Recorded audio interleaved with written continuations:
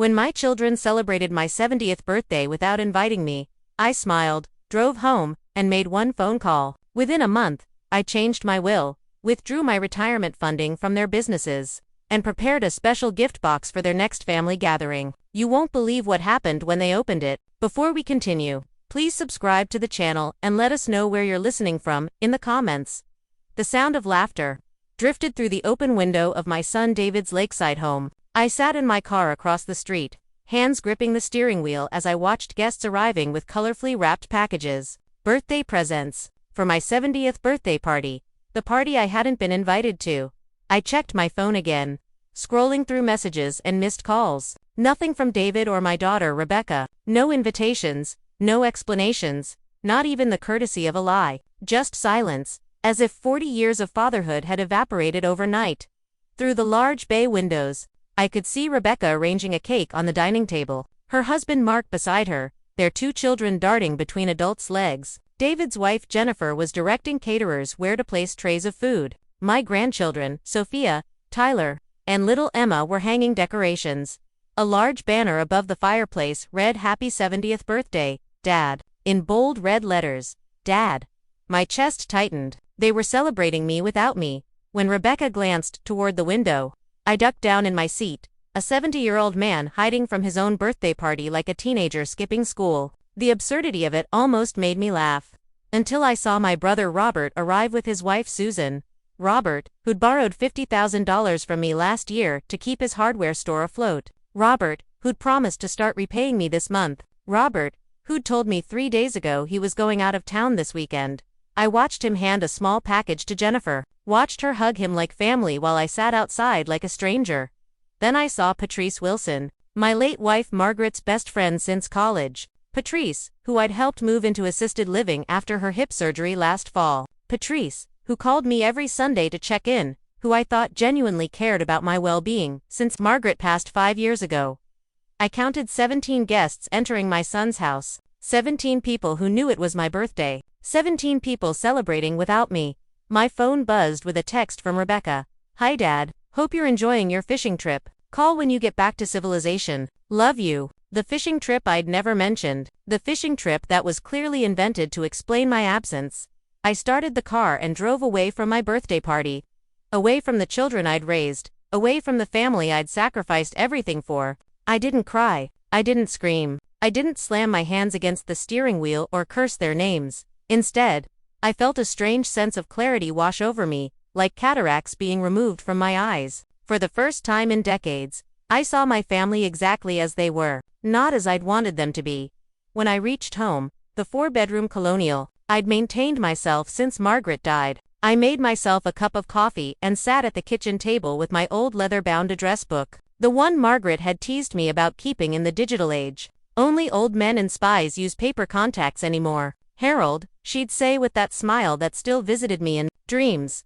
I picked up my landline and dialed a number I hadn't called in 15 years. Williams and Associates law firm, a receptionist, answered. "This is Harold Mitchell. I'd like to speak with Gerald Williams, please." "I'm sorry, Mr. Mitchell, but Mr. Williams retired 5 years ago. I can connect you with his son, Thomas Williams. He's a partner now." "That would be fine. Thank you." As the hold music played, I opened my desk drawer and pulled out the folder labeled Final Arrangements. Inside was my will, drafted when Margaret got sick, updated after she passed, leaving everything split between David and Rebecca, with trusts for the grandchildren's education. "Mr. Mitchell, Thomas Williams speaking. How can I help you today?" "Hello, Thomas. You probably don't remember me. But your father handled my legal affairs for many years." "Of course I remember you, Mr. Mitchell. Dad spoke highly of you. He was sorry to hear about Mrs. Mitchell's passing." "Thank you. I'm calling because I need to make some changes to my will." "Significant changes. How soon can we meet?" "I could fit you in tomorrow morning at 9 a.m. if that works for you." "Perfect," I said. "And Thomas, I'll need your discretion on this matter. My family doesn't need to know about these changes until the appropriate time." "Of course, Mr. Mitchell. All client matters are strictly confidential." After hanging up, I went to my home office and pulled out financial statements for my investments, property deeds, insurance policies, and bank accounts. Then I found the business files, the seed money I'd provided for David's construction company, The startup loan for Rebecca's interior design firm. The quarterly reports they reluctantly sent showing how my retirement funds were being used in their businesses. $475,000 to David over the past decade. $390,000 to Rebecca since she opened her studio. Nearly $1 million of my retirement. Invested in my children's dreams. I'd never asked for repayment. Only for quarterly reports and family dinners. Weekly phone calls. The occasional fishing trip with my grandchildren. Simple requests that had become increasingly difficult for them to fulfill. And now, a birthday party I wasn't invited to. I spent the rest of the evening organizing documents and making lists. By midnight, I had a clear plan of action and a strange sense of peace I hadn't felt since Margaret died. This wasn't about revenge. This was about justice. About respect. About teaching my children the lesson I'd failed to teach them while they were growing up. The lesson that actions have consequences. I slept better that night than I had in years. The Williams & Associates law office hadn't changed much in 15 years. Same leather chairs, same oak paneling, same receptionist, though her hair was now silver instead of brown. She smiled in recognition when I entered. "Mr. Mitchell, it's been too long. Thomas is waiting for you." Thomas Williams had his father's build, but his mother's eyes kind, but shrewd. He stood to shake my hand when I entered his office. "Mr. Mitchell, good to see you. Please, have a seat. Can I offer you coffee? Black, please. And call me Harold." As we settled in with our coffee, Thomas opened a fresh legal pad. "So, Harold, you mentioned wanting to make significant changes to your will. Can you tell me what you have in mind?" I placed my folder on his desk. "I want to disinherit my children." Thomas's pen paused above the paper. "I see. That's certainly you're right. May I ask why?" "Yesterday was my 70th birthday. My children threw a party at my son's house and invited friends and family. Everyone except me." Thomas's expression softened with understanding. "I'm very sorry to hear that. Don't be." It opened my eyes. I pulled out the financial statements. For the past decade, I've funded my children's businesses, paid for their houses, covered my grandchildren's private school tuition. I've given them everything. And yesterday, they couldn't even give me a birthday party. Thomas reviewed the financial documents, his eyebrows rising slightly. "These are substantial investments." "Investments without returns," I corrected. "I never saw a dime back. I didn't ask for it, they're my children. But I did ask for respect, for inclusion in their lives. Yesterday made it clear I'm not getting that. And what would you like to do with your estate instead?" "Two things. First, I want to establish a scholarship fund at Westridge Community College, the Margaret Mitchell Education Fund. My wife taught English there for 30 years. That's a wonderful tribute. Second, I want to leave my house and remaining assets to my brother-in-law, Paul Winters. He's been caring for my sister Claire since her stroke last year. They could use the help, and at least they remember my birthday." Thomas made notes, then looked up. "What about your investments in your children's businesses?" "That's my next appointment. After we're done here, I'm meeting with my financial advisor to withdraw my funds from their companies." "Harold," Thomas said carefully, "that could potentially cause significant disruption to their businesses." "I'm aware." I took a sip of coffee. "I'm also setting up trust funds for my grandchildren. They shouldn't suffer for their parents' actions. But the trusts will be structured so my children can't access the money." For the next 2 hours, Thomas and I restructured my will, created trusts, and outlined the scholarship fund. When we finished, he had me sign the new documents. "This will be filed today," he assured me. "The changes are effective immediately." "Thank you, Thomas. There's one more thing." I pulled out an envelope. "This is a letter I'd like included with my will, to be read to my children after I'm gone." Thomas accepted the envelope without opening it. "Of course." As I stood to leave, he asked, "Are you sure about this?" "Harold, family estrangements can be painful for everyone involved. I'm not estranging myself from them, Thomas. They've already done that. I'm just making it official." From the law office, I drove directly to Eastwood Financial Services, where I'd been a client for 25 years. My advisor, Michael Chen, was waiting for me. "Harold, good to see you. Happy belated birthday, at least someone remembered." "Thank you, Michael. I need to make some changes to my portfolio." For the next hour, we systematically withdrew my investments from my children's businesses. David's construction company, Mitchell Builders, would lose its primary investor, me. Rebecca's design studio, Mitchell Interiors, would lose its financial safety net, also me. These withdrawals will trigger notification to them as business owners. Michael warned, "They'll know immediately." "I understand. And you're sure about the timing?" We could phase this out over months to give them time to find alternative funding. I'm sure. They've had years of my support. That ends today. Michael hesitated. Harold, is everything okay? This is a dramatic change. Everything is finally clear. Michael, that's all. After finishing at the financial office, I had one more stop, Hammond Jewelers in downtown Westridge. The bell chimed softly as I entered the small, elegant shop. Martin Hammond, the owner, greeted me warmly. Harold Mitchell, what brings you in today? I need something special, Martin. A gift that makes a statement. Certainly. Anniversary, birthday, something more complex.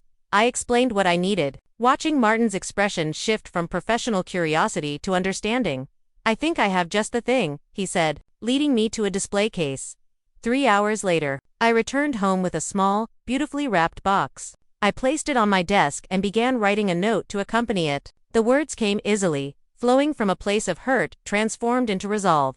When I finished, I sealed the note in an envelope, attached it to the gift, and placed everything in a larger gift bag. Then I called my sister Claire. Hello, Paul, her husband, answered. Paul, it's Harold. How's Claire today? Good day today. She's been asking about you. Want to speak with her? Please. Claire's voice was slower since the stroke, but her mind remained sharp. Harold, is that you? It's me. Sis, how are you feeling? Better than yesterday. Worse than tomorrow. Her standard answer, delivered with the dry humor she'd never lost. Did you have a nice birthday? My throat tightened. Actually, that's why I'm calling. Are you and Paul free for dinner this Friday? I'd like to come over. Of course. We'd love that. I'll have Paul make his famous pot roast. Perfect. And Claire, could you do me a favor? Could you call David and Rebecca? Invite them and their families to join us. Tell them you want to celebrate my birthday. They didn't celebrate with you yesterday. Her voice sharpened with sisterly indignation. No, they didn't. Those ungrateful, she caught herself. Yes, I'll call them. Should I tell them you'll be there? No, I said quietly. Let's make it a surprise. After we hung up, I sat on my back porch, watching the sunset, remembering all the birthdays that had come before. Margaret, organizing treasure hunts when the kids were small. Homemade cards with wobbly handwriting. David and Rebecca arguing over who would give me their present first. Then adult birthdays, hurried phone calls, gift cards to restaurants, the occasional family dinner where they spent more time on their phones than in conversation. I'd told myself it was normal.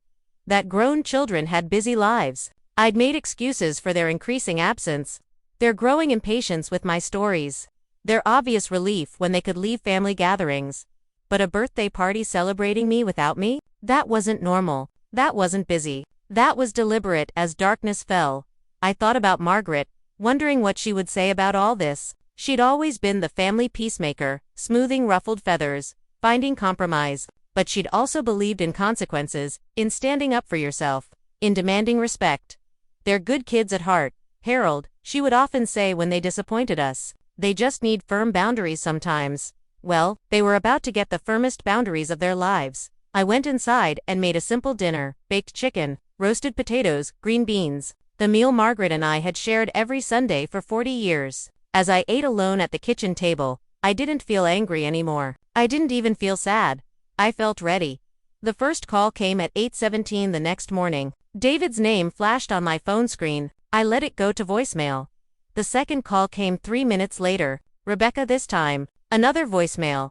Then texts started arriving. David, Dad, call me immediately. There's a problem with the business accounts. Rebecca, Dad, what's going on with the investment funds? Please call. David again. Dad, this isn't funny. The bank says you've withdrawn all your investment capital. We have projects underway. Rebecca, Dad, I have clients waiting on orders I can't pay for now. Call me. I silenced my phone and made breakfast. 2 eggs over easy, whole wheat toast, coffee with a splash of cream. Margaret's breakfast. I ate slowly, savoring each bite, reading the morning newspaper like I did every day. At 9:45, someone pounded on my front door. I took my time answering, straightening my sweater before opening the door to find David on my porch, face flushed with anger, his normally perfectly styled hair disheveled as if he'd been running his hands through it.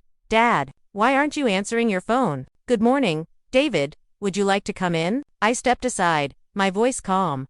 He stormed past me into the living room. What the hell is going on? The bank called saying you've withdrawn all your capital from Mitchell Builders. We have 3 developments in progress. I've decided to restructure my investments, I said, closing the door quietly. Would you like some coffee? Coffee? No, I don't want coffee. I want to know why you're sabotaging my business without warning. I sat in my armchair, gesturing for him to take the couch. It wasn't without warning, David. It's been coming for years. What are you talking about? Yesterday was my 70th birthday. His expression flickered surprise. Then guilt, quickly masked by renewed indignation. So this is about your birthday. You're destroying my business over a missed birthday. Not missed, David. Celebrated without me. There's a difference. He stared at me, momentarily speechless. I drove by your house yesterday, I continued. I saw the party. I saw the banner, the guests arriving with presents. I saw my brother, who told me he was out of town. I saw Patrice Wilson, who I helped move into assisted living. I saw everyone but myself at my own birthday celebration. David's face paled. Dad, it's not what you think. Then what is it? Because from where I'm sitting, it looks like my children threw a party to celebrate me, but didn't want me there. It was Rebecca's idea. He blurted out. She thought you'd be uncomfortable with a big gathering. You know how you always say you don't like being the center of attention? So instead of asking me, you decided to celebrate without me. And you honestly expect me to believe that story? David's eyes dropped to the floor. We were going to have a smaller dinner with just you and the immediate family next weekend. Were you? Strange that no one mentioned it to me. I leaned forward in my chair. Be honest with me, David. For once in your adult life, just tell me the truth. The silence stretched between us until finally, David sighed. Jennifer thought it would be more elegant without you there. She said you'd talk about your construction days and embarrass Tyler in front of his girlfriend's parents. There it was. The truth. Finally. I embarrass you. Not me, Dad. Jennifer. She's trying to impress the Prestons. Their daughter Lily is dating Tyler, and they're very particular about social things.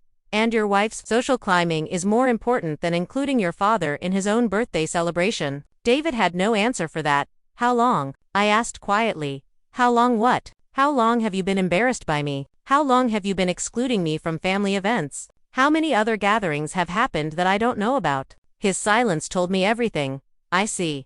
I stood up. Well, now you won't have to worry about that anymore. I've withdrawn my investment from your business. I've changed my will. I've set up trusts for my grandchildren that neither you nor Rebecca can access. You're free from the burden of having a blue-collar father cramping your style. Dad, you can't do this. The business will fold without your backing. Actually, I can, and I have. Maybe it's time you learned to stand on your own feet, son. What about the workers? We employ 37 people. Families depend on those jobs. You should have thought of that before deciding I wasn't worthy of attending my own birthday party. The doorbell rang, interrupting whatever protest David was about to make. I opened it to find Rebecca on the porch, her eyes red from crying. Daddy, what have you done? She asked, her voice breaking. The supplier just called. My credit line has been canceled. I have a showcase next week. Come in, Rebecca. Your brother and I were just discussing consequences. She entered, spotting David on the couch. Did you fix it? She demanded of him. There's nothing to fix, I said before David could answer. I've made my decisions. Because we didn't invite you to a stupid party. Her voice rose hysterically. That's insane. You're ruining our lives over a birthday. No, Rebecca. I'm responding to years of disrespect. Years of being treated like an ATM machine rather than your father. The birthday was just the final straw. We respect you, she protested. Do you? When was the last time you called me just to talk? Not to ask for money or business advice. When was the last time you invited me to dinner without an ulterior motive? When was the last time you listened to one of my stories without checking your phone or making an excuse to leave early? She had no answer. That's what I thought. I looked between my 2 children, these adults I barely recognized anymore. Claire has invited all of us to dinner Friday night at her house. I suggest you both come. I'll have a gift for you. A gift? David asked suspiciously. Double quotes, yes. Something to help you understand exactly what you've done. Rebecca wiped her eyes. So if we come to this dinner, you'll reinvest in our businesses. I didn't say that. The financial decisions are made. The gift is something else entirely. Then what's the point? David stood up angrily. If you're not going to help us, why should we pretend everything's fine at some family dinner? Because it may be the last chance you have to salvage any relationship with me. I walked to the door and opened it. Friday at 7, Claire's house. Your choice whether to come or not. After they left, David slamming his car door, Rebecca crying in her SUV, I sat back in my armchair and finally let the tears come. Not for the money, I'd never cared much about money, not even for the disrespect, painful as it was. I cried for Margaret, who would have been heartbroken to see what our children had become. I cried for the little boy who once made me handprint birthday cards and the little girl who insisted on baking my cake herself, even if it was lopsided. I cried for the family we used to be and would never be again. Then I dried my eyes, picked up the phone, and called my financial advisor. Michael, it's Harold Mitchell. I need to move forward with those scholarship fund transfers we discussed. Right away, Harold. And the business accounts. Freeze them completely. My children may try to access emergency funds or credit lines using the business assets as collateral. I want everything locked down. Consider it done. Are you doing okay, Harold? This can't be easy. I'm doing what needs to be done. Michael, sometimes that's enough. Next, I called Thomas Williams. The changes are complete, Harold. Everything's filed and official. Thank you, Thomas. Have you received any calls from my children? Not yet, but I wouldn't be surprised if they reach out once they realize the extent of the changes. If they do, you have my permission to tell them that my decisions are final. After handling the business matters, I went to my workshop in the garage, the space where I'd spent countless hours building furniture, fixing things, creating. I'd built the cradles my grandchildren had slept in, the hope chests both Rebecca and Jennifer had received as wedding gifts, the conference table that stood in David's office. All with my hands. The hands that apparently embarrassed my daughter-in-law. I ran my fingers over the workbench Margaret had given me for our 25th anniversary. On the wall hung the framed first dollar I'd earned as an independent contractor, back when David was still in diapers and Rebecca wasn't even born yet. That single dollar had grown into Mitchell Construction, the company I'd built from nothing, the company that had put both my children through college debt, that had provided the down payments on their first homes, that had funded their businesses when banks wouldn't take the risk. Now it was Mitchell Builders, run by my son with his business degree and clean hands. He'd never worked a day on a construction site, never poured concrete in freezing temperatures or framed walls in summer heat, never negotiated with difficult clients or managed crews of men twice his age. He'd stepped into a successful business and taken credit for its continued success, conveniently forgetting who had built it. I picked up a piece of walnut I'd been saving for a special project and began to work. The familiar motions, measuring, cutting, sanding, soothed me as they always had. By evening, I'd completed the first part of my special gift. A beautifully crafted wooden box with dovetailed corners and a hinged lid, lined with velvet. The perfect container for the gift that would make them understand exactly what they'd thrown away. The next 3 days passed in a blur of legal meetings, bank appointments, and careful planning. My phone vibrated constantly with calls and messages from David and Rebecca, becoming increasingly desperate as they realized the full extent of my financial withdrawal. I answered none of them. On Thursday afternoon, Claire called. Everyone's coming tomorrow night, she said, though I think they're only coming to ambush you about the money. I expected as much. Harold, her voice softened. What exactly are you planning? You know I'm on your side, no matter what, but I'm worried about you. Don't be. I'm clearer now than I've been in years. Margaret would hate seeing the family torn apart like this. Margaret isn't here, I said, more sharply than I intended. And if she were, this wouldn't be happening in the first place. Claire sighed. You're probably right about that. She always kept those kids in line better than anyone. I'll see you tomorrow night. And Claire, thank you for standing by me. Always, big brother. Always. Friday evening arrived with a spectacular spring sunset, the kind Margaret used to call a painting by God. I dressed carefully in the charcoal suit I'd worn to her funeral, the last time my family had shown me genuine respect. The small gift bag sat on the passenger seat of my car as I drove to Claire and Paul's house. Inside was the wooden box I'd crafted, containing the special gift from Hammond Jewelers, and my handwritten note explaining everything. When I arrived, everyone else was already there. David's Audi and Rebecca's Volvo sat in the driveway alongside. Jennifer's Mercedes SUV and Mark's BMW. Success on display. Success I had helped make possible. Paul opened the door before I could knock, pulling me into a firm hug. Brace yourself, he whispered. They're all worked up. I'm ready, I assured him.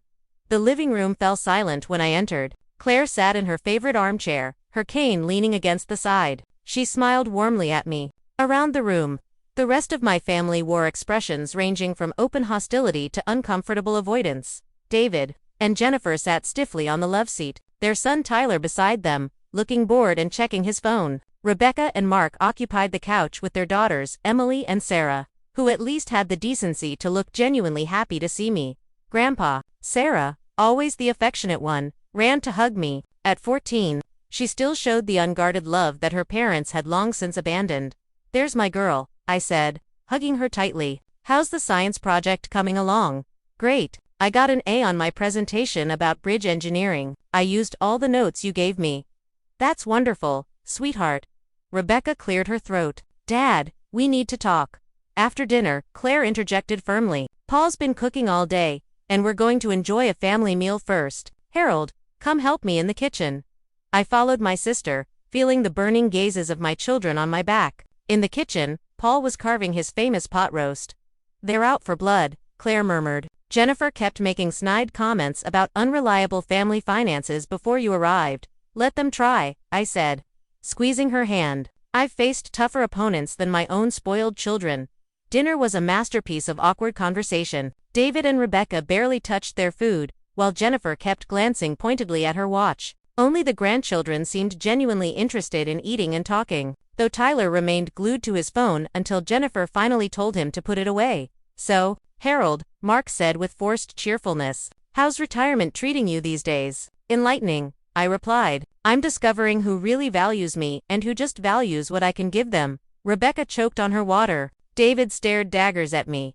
"Grandpa, did you do anything special for your birthday?" Emily asked innocently. At 16, she was perceptive enough to sense the tension but not its cause. "Not really, sweetheart. It was a quiet day."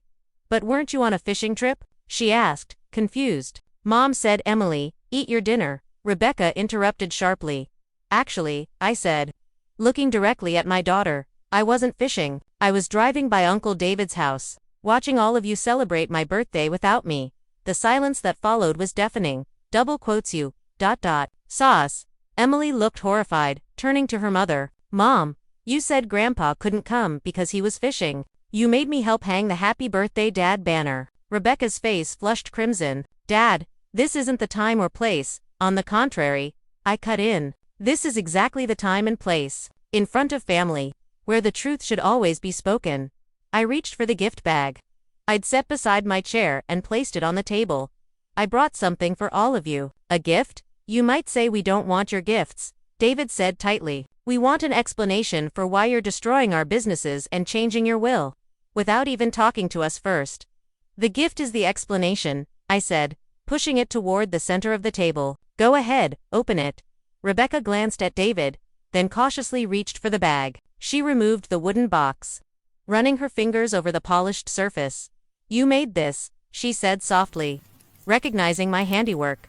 "Open it," I repeated. She lifted the hinged lid. Inside, nestled on the velvet lining, was a small golden pocket watch, the one my father had given me on my 21st birthday, the one I'd planned to give David when he turned 21 but had forgotten in the chaos of building the business. Beside it lay a pair of pearl earrings. Margaret's favorites, the ones she'd worn on special occasions, the ones she'd told me to give Rebecca on her wedding day, but that somehow never made it into the gifts. And there was the envelope with my handwritten note. Rebecca lifted the watch and earrings with trembling hands. "Dad, these are family heirlooms." "Yes, they are." "Read the note." She opened the envelope and began to read aloud. "To my children, David and Rebecca, these items represent the legacy of our family, a legacy of hard work, loyalty, and love that spans generations. My father gave me this watch when I became a man. Your mother wore these earrings on our wedding day and wanted Rebecca to have them for hers. I've held on to them too long, forgetting their purpose. Family treasures aren't meant to be locked away. They're meant to be passed down, to connect generations through shared history and values. But legacy isn't just about objects. It's about character. It's about remembering where you came from and honoring those who helped you get where you are. Somewhere along the way, you forgot that. You forgot the father who worked 60-hour weeks to give you opportunities he never had. You forgot the mother who taught you to be kind and humble. You created a narrative where your success came solely from your own efforts, erasing my contributions and sacrifices from the story. The money I've withdrawn from your businesses was never a gift. It was an investment in our family's future. When that family excluded me, the investment no longer made sense. The changes to my will aren't about punishment. They're about legacy. I want my resources to go where they'll do the most good, where they'll be appreciated, where they'll continue the values Margaret and I tried to instill in you. You can't buy respect or love, but disrespect and indifference come with a cost. These heirlooms are yours regardless of what happens next. They're your birthright. What you do with the legacy they represent is your choice. With hope for healing.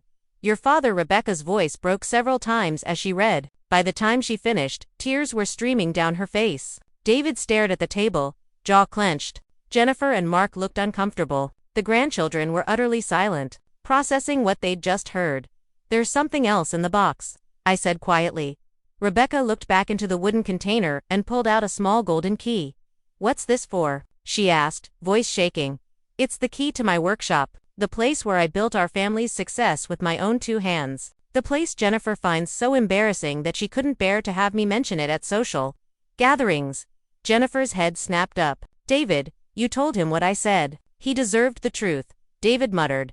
The truth, I repeated. That's all I've ever wanted from you? Not gratitude, not deference, just truth and a basic level of respect. I stood up from the table.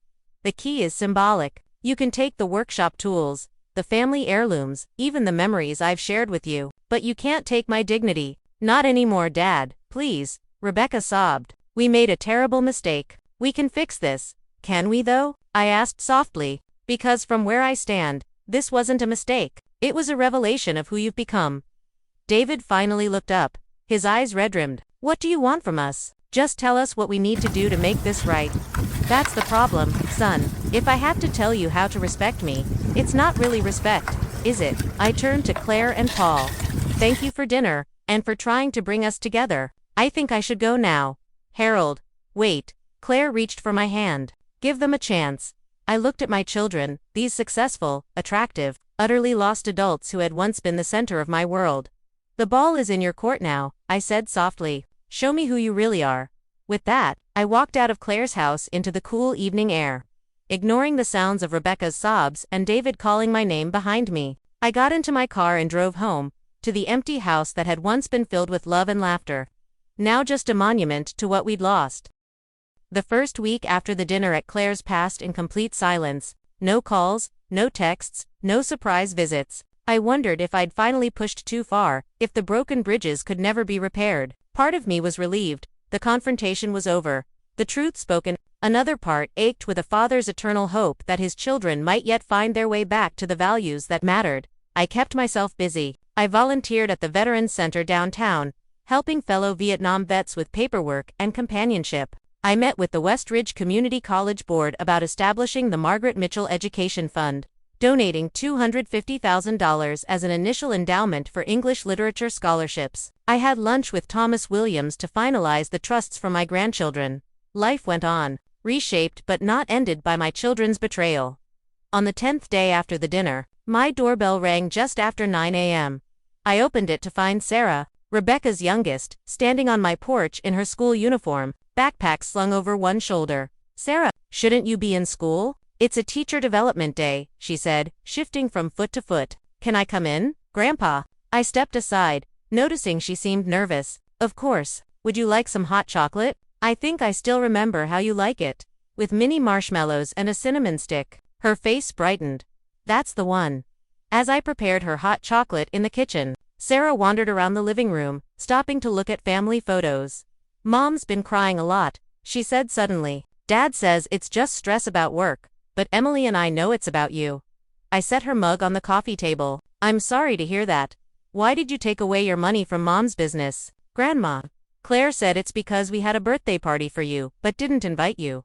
Sarah looked up at me with genuine confusion. That doesn't make sense. Why would we celebrate your birthday without you? I sat beside her on the couch. That's a very good question, Sarah. One I've been asking myself for weeks. Mom said you were fishing. I wasn't fishing, so she lied.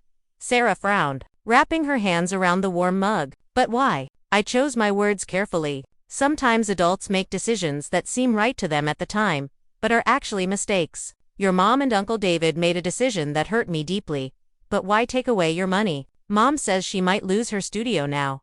The money was never meant to be forever, Sarah. It was meant to help them get started, not support them indefinitely. She considered this, sipping her hot chocolate. Uncle David came over last night. He and Mom and Dad were talking in the kitchen for hours. They thought Emily and I were asleep, but we could hear them arguing. About what? About you. About something called a will. About how they've monumentally screwed up. That's what Uncle David kept saying. She set down her mug. Grandpa, are you dying? The question caught me off guard. What? No. I'm in perfect health according to my last checkup. Why would you think that? Because they keep talking about your will and what happens after. And they seem really scared.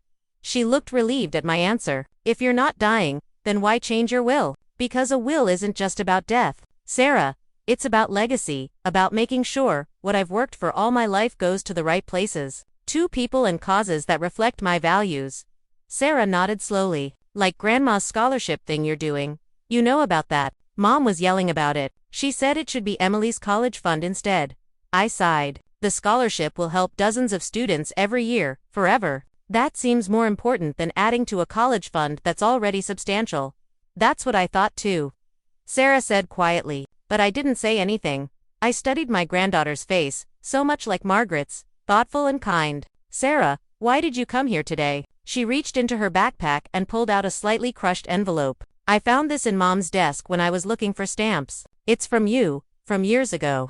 I don't think she ever showed it to Uncle David.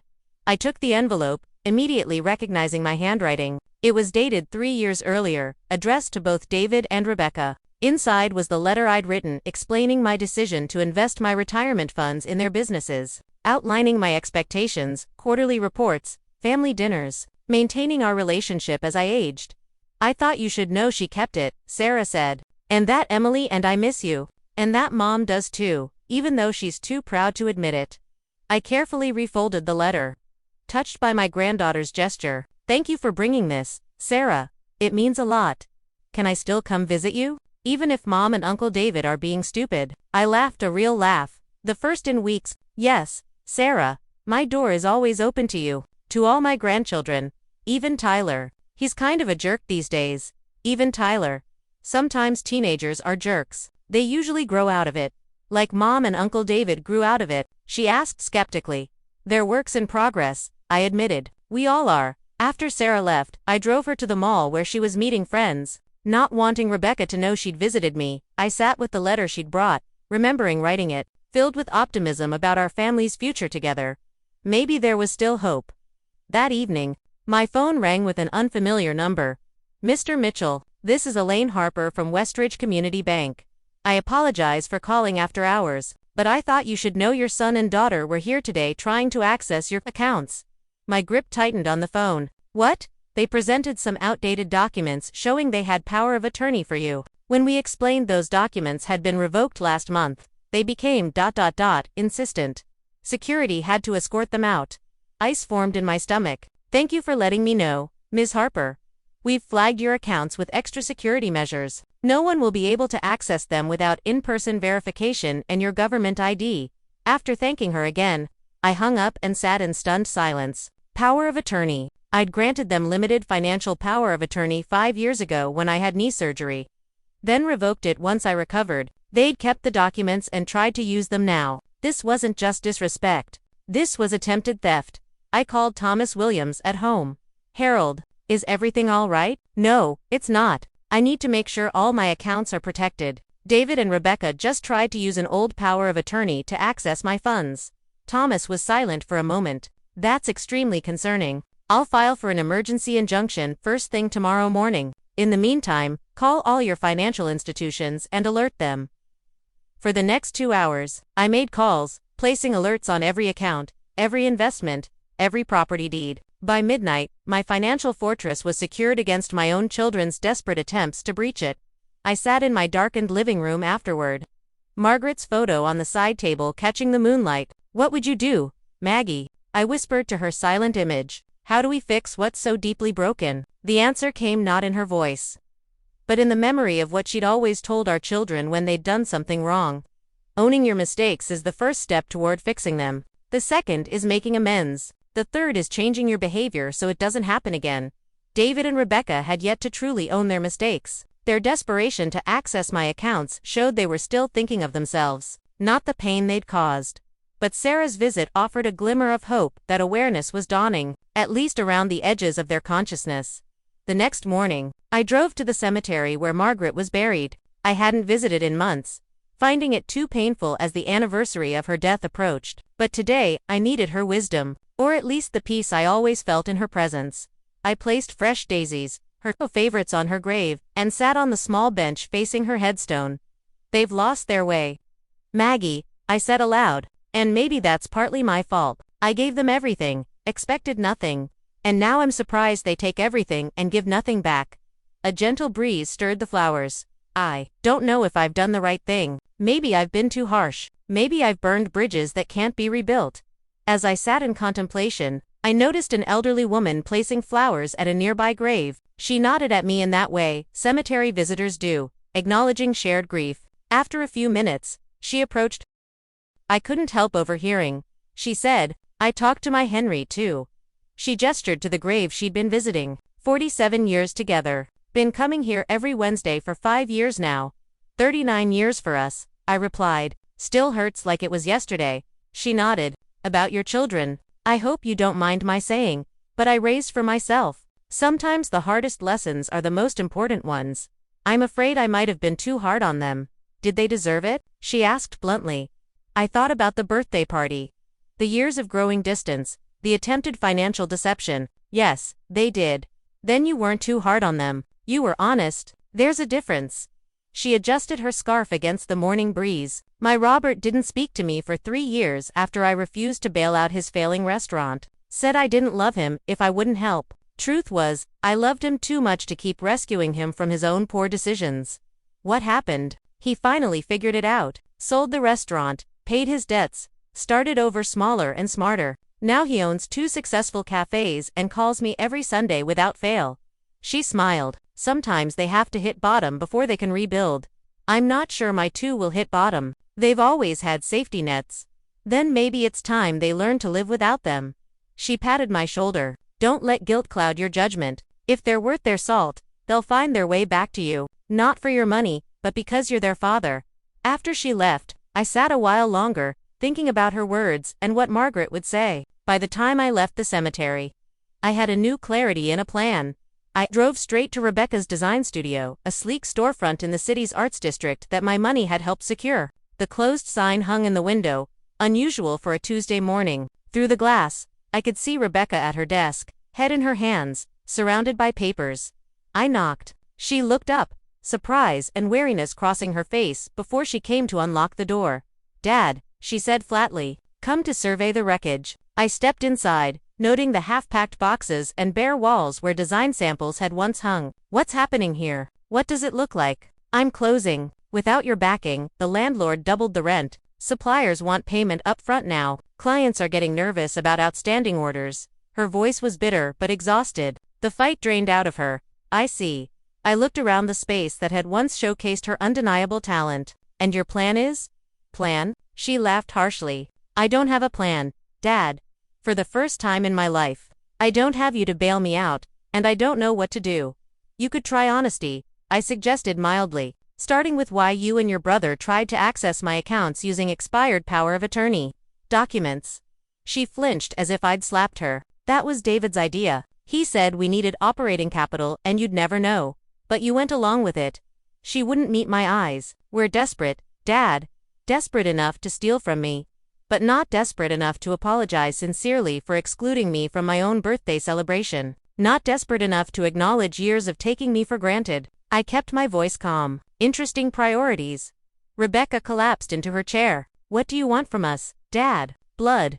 Public humiliation. What will satisfy you? The truth, Rebecca. Just the truth. She was silent for a long moment, then whispered. I was jealous. Of what? Of how easy everything always was for you. You built a company from nothing. You had a perfect marriage. Everyone respects you. Tears filled her eyes. Do you know how hard I've worked to build this business? How many times I've been patronized or dismissed because I'm a woman in a male-dominated industry? And still, nothing I do ever feels like enough.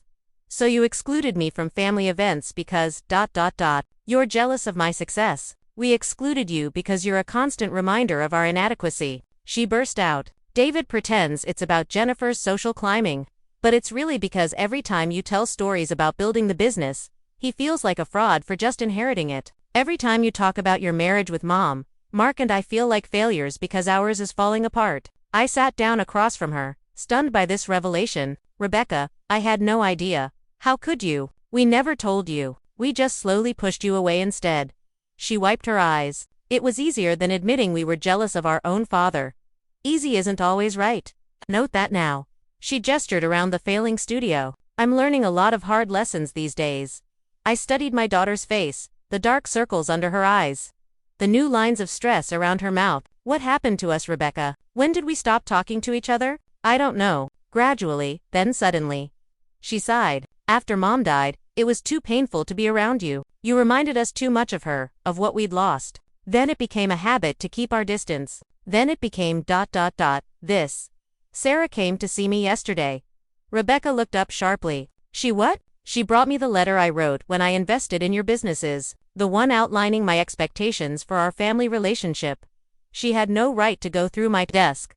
That's what you're focused on, not the fact that you apparently kept that letter but ignored its contents. Rebecca had the grace to look ashamed. I kept it because I knew you were right. I just couldn't live up to it. I leaned forward. Rebecca, I never expected perfection. I just wanted to be included in my family's life, to be treated with basic respect, and we couldn't even manage that. She whispered, no. You couldn't. We sat in silence for a moment, the weight of years of misunderstandings and unspoken truths between us. So what happens now? She finally asked. That depends on you and David. I've made my position clear. The financial decisions stand. The will changes stand. The ball is in your court. The business will fail without your backing. Maybe, maybe not. You're talented, Rebecca, more talented than I ever was. Maybe it's time to find out what you can build on your own. She looked around her studio with new eyes. A smaller space, fewer overhead costs, focus on the high-end clients who pay reliably, Now you're thinking like an entrepreneur. Like you, she said softly. Like yourself, I corrected. You don't need to be me. You just need to be the best version of yourself.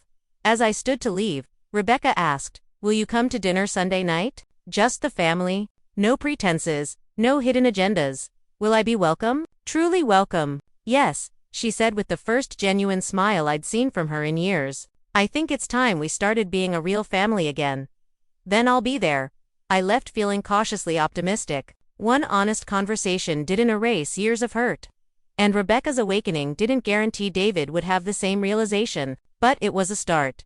That night, my phone rang again. David's name appeared on the screen. This time, I answered. Dad. His voice sounded rough, as if he'd been drinking. I need to talk to you. I'm listening. Not on the phone. Can you meet me at the riverfront park tomorrow? By Mom's bench, Margaret's memorial bench, dedicated by the city's historical society, in recognition of her years teaching local history to schoolchildren. I hadn't visited it in months. Noon, I suggested. Noon. He paused. And Dad, I'm sorry, for everything. The next day dawned clear and cool, a perfect spring morning. I arrived at the park early, sitting on Margaret's bench, watching the river flow past as I had so many times with her beside me. The inscription on the small bronze plaque caught the sunlight. Margaret Mitchell. She taught us where we came from so we could better understand where we're going. David arrived exactly at noon, looking haggard but determined. He sat beside me without a word, both of us staring at the river for several minutes. I tried to steal from you, he finally said. I was going to use that money to save the business, then replace it before you noticed. I know it was wrong, illegal, unforgivable. Yes, it was. He turned to face me. I've been terrible to you, Dad. Not just the birthday or the money, for years now, and I can't even explain why without sounding pathetic. Try anyway. Rebecca, did she talk to you? He seemed surprised. Yesterday, at her studio, she's closing it down, scaling back. David nodded slowly. That's smart. I should do the same. He took a deep breath. The truth is, I've been trying so hard to be successful that I forgot what success actually means. Mom always said real success was having integrity and people who love you. She was right. I don't have either right now. His voice cracked. The business is failing because I took on too much debt trying to expand too quickly. Jennifer is talking about separation because I'm never home. Tyler barely speaks to me. And you. I betrayed you in every way possible. Why, David? I need to understand why. He was silent for a long moment. Because I've spent my entire adult life trying to live up to your example, and failing. Because it was easier to push you away than face that failure every day. Because Jennifer convinced me we needed to move in different social circles to succeed. He shook his head. Because I'm a coward who couldn't tell his father he felt like a disappointment. You were never a disappointment to me, David. Not until you started treating me like I was nothing more than a bank account. I know, and I have no right to ask for forgiveness. You're right, you don't. I turned to face him directly. But you can earn back my respect. It won't be quick, and it won't be easy, but it's possible. Hope flickered in his eyes. How first? By being honest with yourself and everyone around you. No more pretenses. No more living beyond your means to impress people who don't matter. I've already started. I told Jennifer last night that we're selling the house, moving to something we can actually afford. She's not happy. And I told her that if she wants to stay married, she needs to accept that you're my father and will be part of our family properly from now on. That your so-called embarrassing stories are our family history and our son should be proud of them. Not ashamed. What did she say? That she needs to think about whether she wants to be married to a failing contractor instead of a successful developer. He gave a mirthless laugh. Turns out her love was conditional on my bank balance. I'm sorry, son, don't be. It's a wake-up call I needed. He stared at the river. I'm going back to basics, Dad. Selling the big projects. Focusing on quality renovations like you always did. Living within my means. Being present for Tyler. Whether he appreciates it now or not. Sounds like a good start. Rebecca mentioned Sunday dinner. Will you come? I told her I would. Even after what we did. What I did. Family is complicated. David, we hurt each other. We make mistakes. We try to do better. That's the cycle. I gestured to Margaret's plaque. Your mother would want us to find our way back to each other. She'd also tell me I deserve every consequence coming my way. I smiled at that. Yes, she absolutely would. We sat together watching the river. The silence between us no longer charged with anger but with the tentative beginnings of reconciliation. Not forgiveness, that would take time, but understanding. A foundation to build upon. Dad, David said as we finally stood to leave. I really am sorry. For all of it, I know. Son. I know. Sunday dinner at Rebecca's house felt different from any family gathering in recent memory. Gone was the ostentatious display of wealth and status. The dining room table wasn't set with expensive china but with the everyday plates Margaret and I had given them as a housewarming gift years ago. The meal wasn't catered but homemade. Rebecca's attempts at recreating her mother's recipes. David arrived without Jennifer, who had apparently taken a weekend to think at her parents' home. Tyler came, surly but present, his phone confiscated by his father for the duration of the meal. Mark seemed more engaged than I'd seen him in years, helping serve food and actually participating in conversation. Emily and Sarah hugged me tightly when I arrived. Sarah with a conspiratorial smile that made me suspect she'd had more to do with this family reunion than anyone knew. I made Grandma's apple cake. Rebecca announced as we sat down. It's probably terrible, but I tried. It looks wonderful, I said, genuinely touched by the effort. The conversation was awkward at first, everyone cautiously navigating this new territory of honesty. But as the meal progressed, something remarkable happened. David talked about the business challenges he was facing, without pretense or excuses. Rebecca admitted that closing her studio felt like failure but also like relief. Mark mentioned he was considering a career change, away from corporate law toward something more meaningful. They were being real, perhaps for the first time in years. When dessert was served, the apple cake that was indeed nothing like Margaret's but made with obvious care, Rebecca raised her glass. To Dad, she said, her voice trembling slightly, for having the courage to tell us the truth, even when we didn't want to hear it. To Grandpa, Sarah and Emily echoed. David raised his glass, meeting my eyes. 2 second chances. I looked around the table at my imperfect, struggling, genuine family, and raised my glass in return. To your mother, I said, who always believed in telling the truth with love. After dinner, as we moved to the living room for coffee, David pulled a large envelope from his jacket. Dad, there's something we need to show you. He handed me the envelope, which I opened to find legal documents, the deed to my house, bank account statements, insurance policies. all with Rebecca and David listed as co-owners or beneficiaries. What is this? I asked, though I already knew. When you had your knee surgery 5 years ago, Rebecca explained, you signed power of attorney documents that gave us access to your accounts in case of emergency, which I revoked after I recovered. Yes, David admitted, but before that, we had our lawyer draw up these documents and we got you to sign them when you were on pain medication. You probably don't even remember. I stared at them in shock. You're telling me you tricked me into signing over my assets while I was medicated? It wasn't supposed to be a trick, Rebecca said quickly. It was supposed to be protection, in case something happened to you. But yes, we did it in a way that was dishonest. And when you tried to access my accounts last week, David looked ashamed. We were going to use these documents, but the bank said they needed to be updated with current signatures. That's when we tried to use the old power of attorney instead. I leafed through the pages, seeing my signature on document after document, a signature I had no memory of providing. Why are you showing me these now? Because we're destroying them, Rebecca said firmly. All of them. No more secrets. No more safety nets. No more treating you like a resource instead of our father. David took out a lighter and a metal waste bin. If you want to do the honors, double quotes one by one. I fed the fraudulent documents into the fire, watching as years of deception turned to ash. The flames reflected in my children's eyes, regret in Rebecca's, resolve in David's. There's one more thing, Rebecca said when the last document was burned. She went to the hallway closet and returned with a large gift-wrapped box. From all of us, I unwrapped it carefully to find a beautifully crafted wooden chest, similar to the one I'd made for them, but larger. Inside were dozens of envelopes, each labeled with a date going back decades. What is this? Letters, David explained. From all of us, one from each of us for every Father's Day, birthday, and Christmas since Mom died. Letters we wrote but never gave you. Why? I asked, picking up one of the envelopes. Because we couldn't say these things to your face, Rebecca said softly. Because it was easier to write down our feelings than speak them aloud. Because we're cowards who didn't know how to tell you we were proud to be your children even as we were pushing you away.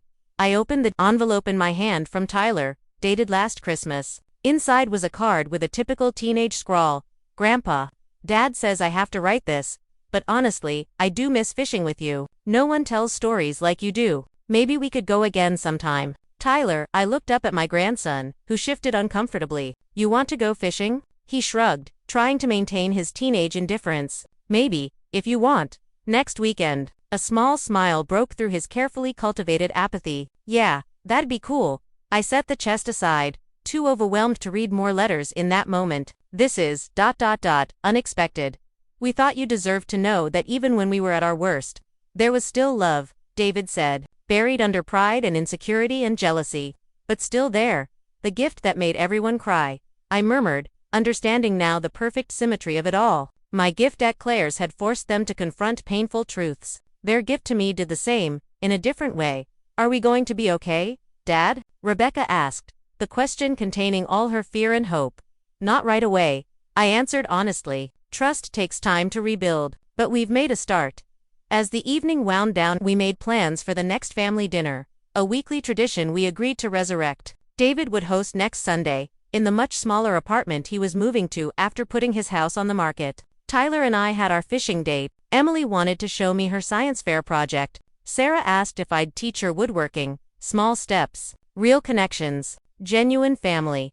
When I got home that night, I sat in my workshop with the chest of letters, reading one after another by lamplight. Some made me laugh, some brought tears. All revealed the complex truth of family, that love and resentment, pride and disappointment, connection and distance could all exist simultaneously.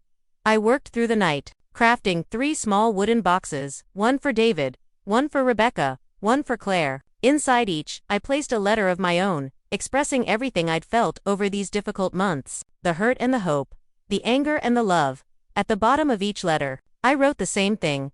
Family isn't defined by perfection, but by perseverance, by trying again after we fail, by telling the truth even when it hurts, by remembering that belonging to each other is both a gift and a responsibility. I am not a perfect father. You are not perfect children, but we are family, and that means we keep trying, with love and hope for our future. Dad, in the months that followed, we rebuilt our relationships, piece by piece. David downsized his business, focusing on quality over quantity, and found his passion for construction again. His marriage to Jennifer ended, but his relationship with Tyler improved dramatically. Rebecca rebranded her design business, working from home and building a reputation for sustainable, practical interiors rather than showy luxury. Mark supported her transition, their partnership strengthening through the challenge. I maintained the boundaries I'd established. The financial changes remained in place. The scholarship fund proceeded as planned. My will stayed as rewritten, but I opened my heart and my home to my family again, this time with clear expectations and mutual respect. The wooden chest of letters remained in my living room, a reminder of how close we came to losing each other completely, and how telling the truth, however painful, had ultimately saved us. My 71st birthday arrived with little fanfare. Just a simple dinner at my house, cooked together by all of us. Laughter around the table, genuine conversation, no expensive gifts, no social posturing, no underlying resentments. Just family, rediscovered and reimagined, as everyone gathered around the homemade cake, Sarah's creation. Lopsided but made with love, David raised his glass. Last year, we celebrated Dad without him. This year, we celebrate with him, wiser for the lesson we learned. He looked at me with clear eyes. Happy birthday, Dad. Thank you for the gift that made us all cry, the gift of truth. I looked around at my family, imperfect, struggling, honest, real, and knew that this was the legacy that mattered. Not money or property or businesses, but people who could face hard truths together and emerge stronger on the other side. Margaret would have been proud. If you enjoyed this story, please subscribe to the channel and let us know in the comments where you're listening from. Your support helps us create more content like this. Thanks for joining us, and we'll see you in the next video.